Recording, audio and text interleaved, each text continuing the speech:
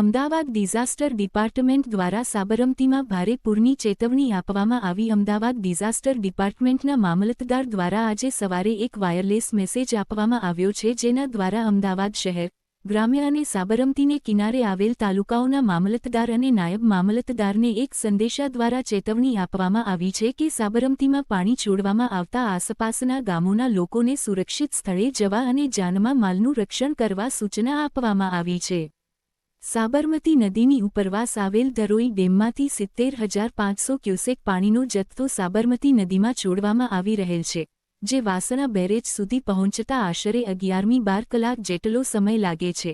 જે પાણી બેરેજ પહોંચતા વાસણા બેરેજમાં પાણીની આવકના જથ્થા મુજબ વાસણા બેરેજમાંથી પાણીનો જથ્થો છોડવામાં આવશે, જેની અગમચેતી રાખવા લાગતા વળગતાને ધ્યાને લેવા સૂચના આપવામાં આવે છે।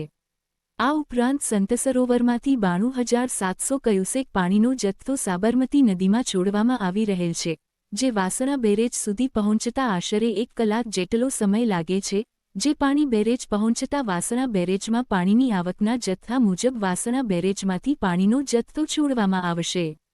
પાણીની ભારે આવક થવાથી સાબરમતી નદી ઉપર સ્થિત વાસણા બેરેજના હેઠવાસમાં હાલમાં 68,766 ક્યુસેક પાણીનો જથ્થો સાબરમતી નદીમાં છોડવામાં આવી રહેલ છે અને હાલમાં વાસણા બેરેજના કુલ 27 ગેટ આવેલ છે, જેમાંથી પાણી છોડવામાં આવી રહ્યું છે।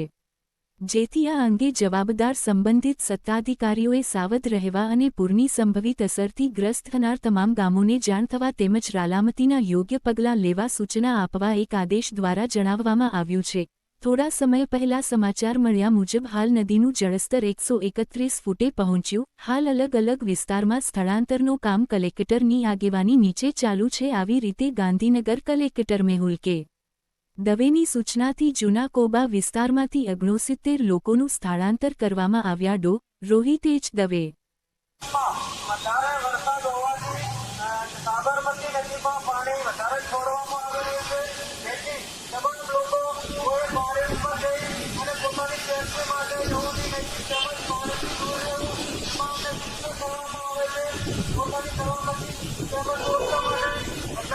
તમામ તકેદારી રાખે એવા પણ પોલીસ સ્ટેશન તરફથી તમામ વ્યક્તિને આપવામાં આવે છે કે પાણીનું પ્રમાણ વધારે હોવાથી કોઈ પાણીને લઈ જવું નહીં, તેમજ પોતાની વ્યક્તિ જવા માટે પાણી પર જવું નહીં।